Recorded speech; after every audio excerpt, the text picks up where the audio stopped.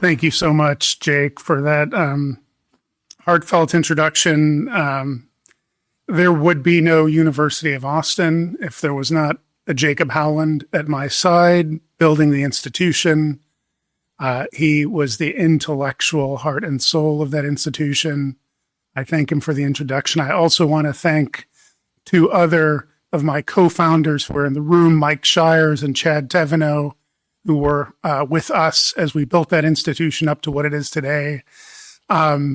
Thank you all for being co-conspirators in that enterprise.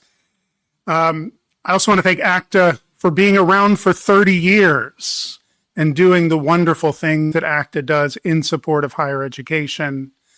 The work that many of us do within the Academy, supported by the advocacy from ACTA outside the Academy, is what helps that gyroscope to continue to move forward. I want to especially thank my friend Michael Polyakov for bringing me closer into ACTA and for allowing me to participate in this ceremony today and receive this award.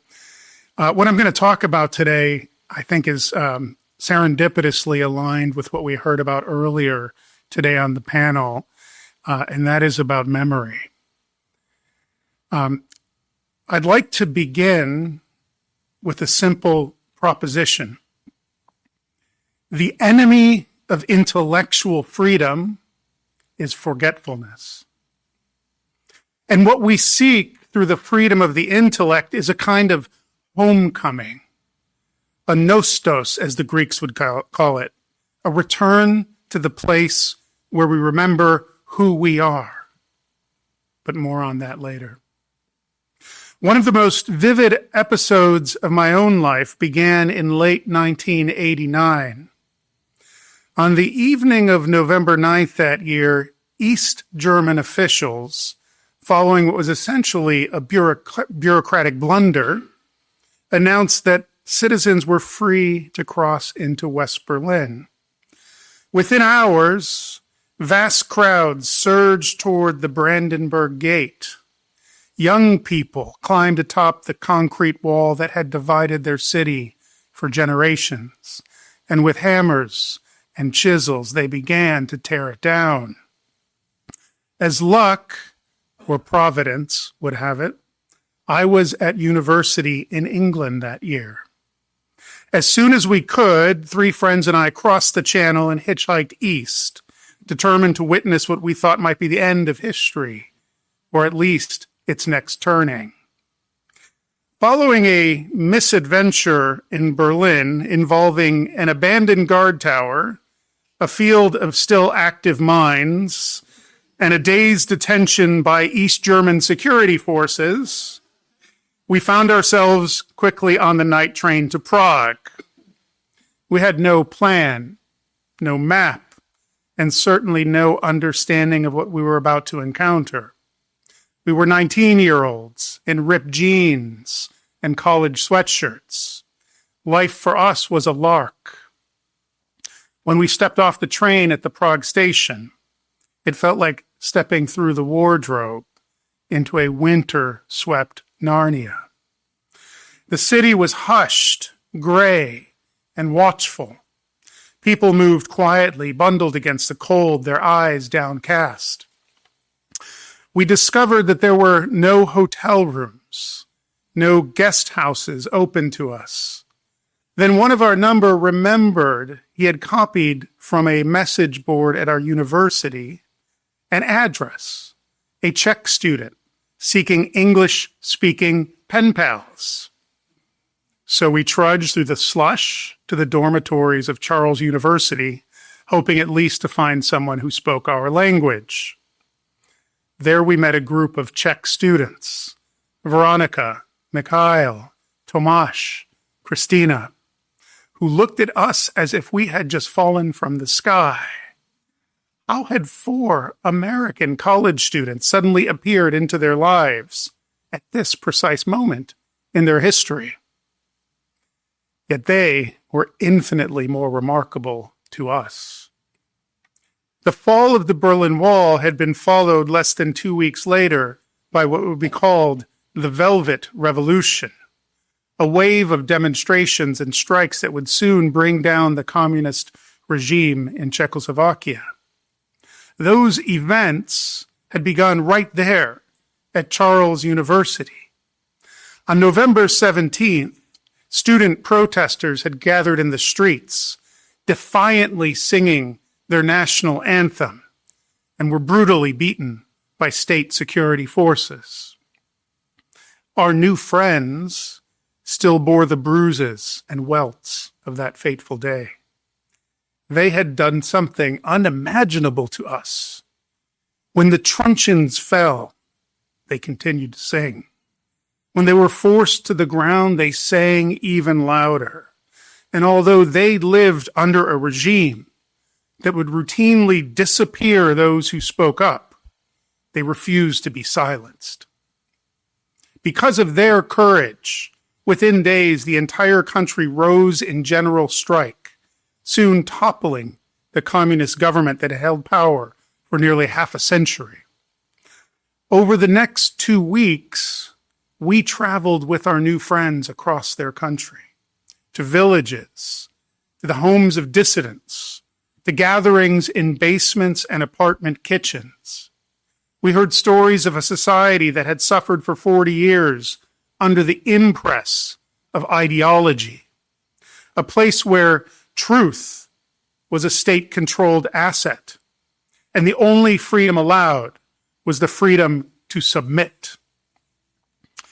Every totalizing ideology seeks to architect a new reality. After the communist coup of 1948, Czechoslovakia became a laboratory for the rewriting of history. The regime declared that the nation had not been occupied, but liberated. The democratic First Republic of Masaryk and Beneš, once a model of liberal governance, was condemned as a bourgeois experiment. Their names vanished from public life. Their books disappeared from libraries. Their statues were torn down. A gigantic statue of Stalin was erected, looming over Prague, signifying the dawn of a new age. The goal was not merely to control politics, but to control the past, to make it impossible to remember any world outside the party's reality. Why was this necessary? Because the communist project was not merely political, it was metaphysical. Its ideology promised a future paradise, a utopia. And to achieve that utopia, humanity itself had to be reforged, purified of inherited loyalties and inconvenient traditions. They built their paradise upon the slag heap of forgetting. Professors and priests were purged. Admission to university required a class background check. Children of intellectuals or believers need not apply.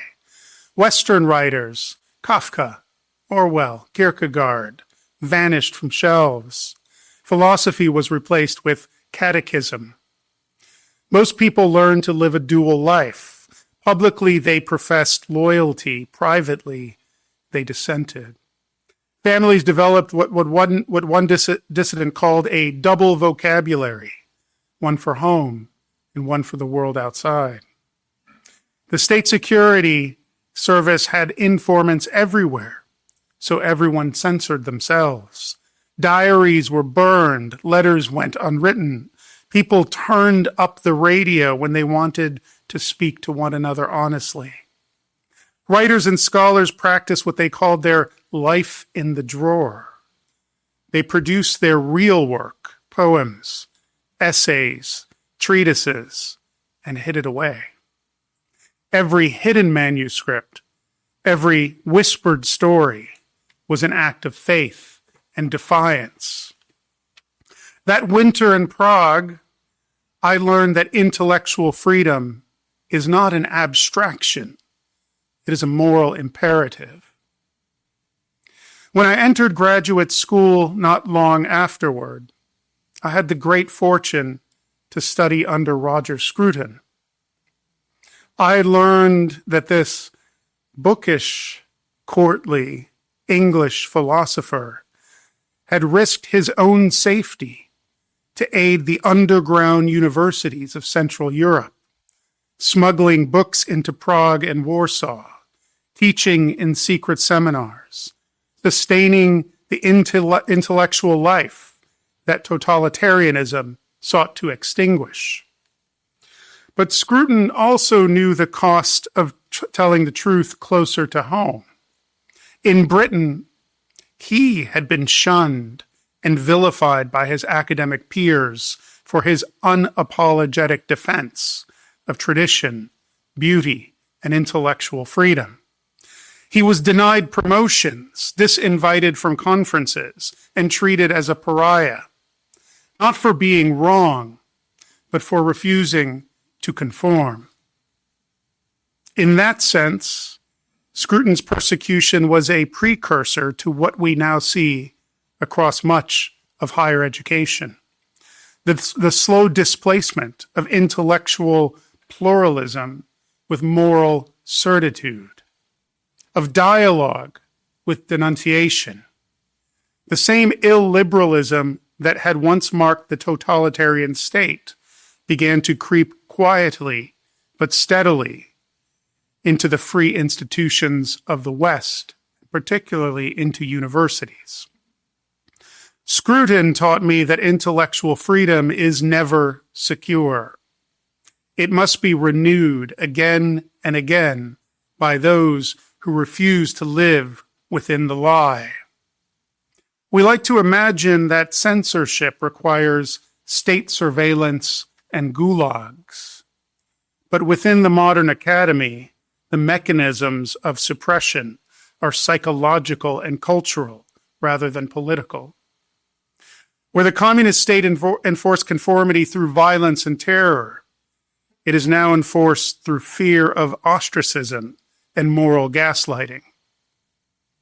Where they had censors, we have bureaucrats. Where they had ideological officers, we have committees for compliance. Professors learn to silence themselves in the classroom and pursue scholarship that comports with the ideological strictures of their guild. Students master the art of speaking safely rather than truthfully. The result is the same, an atmosphere of ambient anxiety in which the most dangerous thing one can do is to express an opinion that is heterodox. Years later, when we founded the University of Austin, I often thought of those underground universities behind the Iron Curtain. They had offered what the official academies forbade: authentic dialogue, intellectual risk-taking, and an impassioned search for truth. So when we launched UATX, we began with the forbidden courses, summer programs that invited the kinds of conversations that many universities now avoid. We welcomed intellectual dissidents, including many who have been prior recipients of the Hero of Intellectual Freedom Award: Joshua Katz, Roland Fryer, Carol Hooven, Luana Maroja, Dorian Abbott, and others. Thinkers who had been silenced or shunned for questioning orthodoxy. The UATX was not conceived in defiance, but in hope. Hope that education might once again rise to its highest purpose, the fearless pursuit of truth. That students could wrestle with ideas, not imbibe ideology. That professors could speak and think freely without fear of retribution. And more than that, the University of Austin was founded to remember. True education is itself an act of remembrance. The most essential feature of the UATX curriculum is the Intellectual Foundations program designed by Jacob Howland, which turns us back towards the storehouse of our intellectual tradition, to Plato and Augustine, Aquinas and Shakespeare, Tocqueville and Du Bois. To study the authors, artists, scientists, theologians, and political figures of the past is to participate in the great chain of conversation that sustains civilization. At UATX, we seek to keep alive the full sweep of that tradition, to remember that what we have received so that we can receive things in a way that allows us to live meaningfully in the present and move wisely towards the future. For only by remembering what has come before us can we discern what deserves to be renewed. T.S. Eliot understood this better than most. Writing in the shattered aftermath of the First World War, he saw that modernity, predicated upon a fetishized presentism, had allowed the stream of civilization to run dry. The wasteland is a collage of broken voices, shards of conversation, bits of sacred scripture and pagan myth, all the echoes of a culture that once engaged in vigorous and variegated conversation, but now stammers in fragments. Eliot ends his poem with a gesture of recovery. Shanti, shanti, shanti, an incantation taken from the Sanskrit, meaning peace, but a peace that comes only through recollection and reconciliation. The wasteland is not merely a lament, it is an attempt to reintroduce the life-giving spring of memory into a parched and wilted world.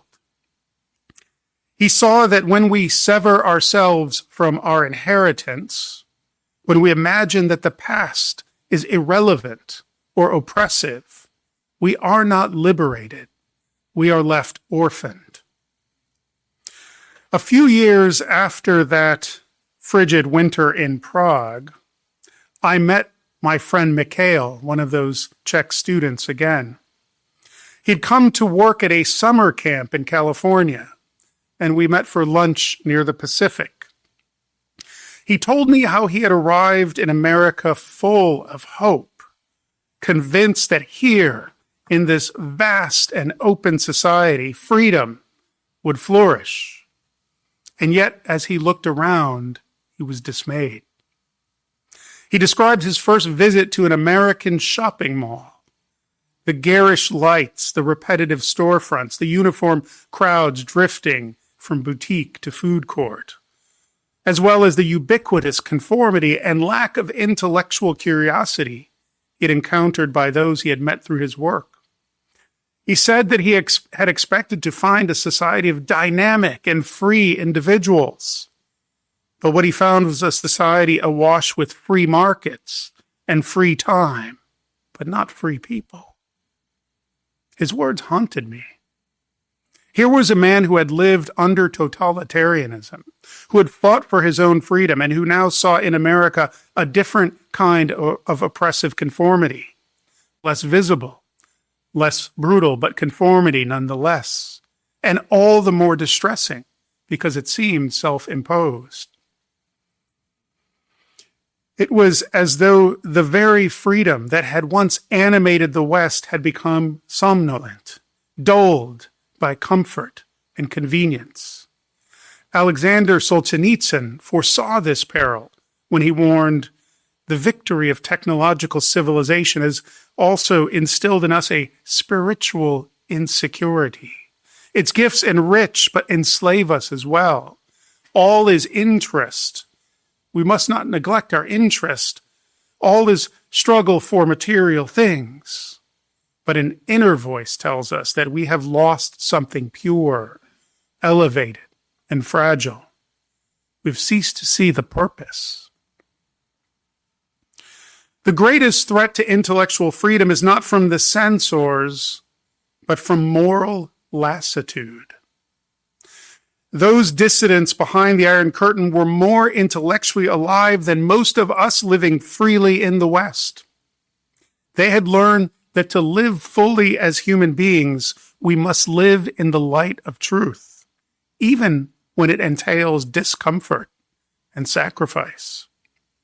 In Homer's Odyssey, Odysseus lands in the country of the lotus eaters, where the fruit of the lotus makes one forget home and lose all desire to return. Forgetfulness, Homer tells us, is seductive.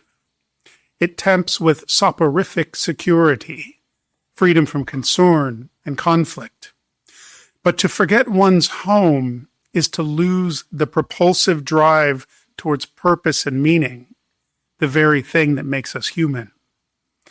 We are all, in a sense, exiles, seeking a way back to the garden, that place where there was no disjunction between what is human and what is transcendent. The call back to the garden is a call to discover who we really are.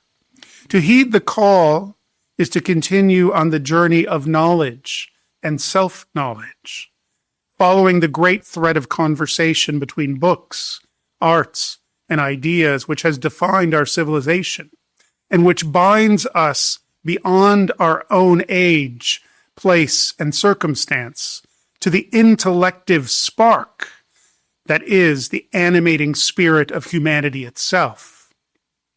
This thread of logos, of word, reason, and meaning is evident even in the etymology of the word we use for that garden, paradise, which can be traced back through the French, paradis, to the Latin, paradisos, through the Greek paradisos, back to the Old Persian, and then earlier to the Sanskrit roots, paradisa, meaning an enclosure or a walled garden. This term threads us back towards the most ancient soil, the mythic place where the garden itself was said to be found. If we forget, we allow the thread to be broken. The Iron Curtain and the Berlin Wall, these two were walls enclosing millions within a counterfeit paradise, where transcendence was expelled and replaced with a materialist ideology. Those trapped behind those walls fought their way out with hammers and chisels. If we, who are free, allow ourselves to forget what our freedom is for, if we willingly cut ourselves off from what has preceded us out of neglect, indifference, or even pride, we become our own wardens, imprisoned within a desiccated landscape. Utopia, which literally means no place, is the negation of paradise. Utopia is predicated upon forgetting. The place, paradise, that calls us to reconciliation with what is highest through the courageous pursuit of truth, calls us to remembrance. And so in receiving this award this morning, I don't think of myself as a hero of any sort. I think instead of those students in Prague, their voices rising above the sounds of batons, singing their way home to freedom. I think of Roger Scruton and his uncompromising nobility. I think of those who have received this honor before me for acts of courage and defiance. They remembered who they were. And even when the truncheons fell, when the censors pressed, when their colleagues turned away and their institutions turned hostile, they remembered that to compromise their own intellectual integrity was to compromise their very humanity. So let us remember their courage and the courage of all of those across the great span of history who have shaken off the chains of ignorance, apathy, and moral ennui, seeking out instead the searing light of truth. Shanti, Shanti, Shanti. Thank you.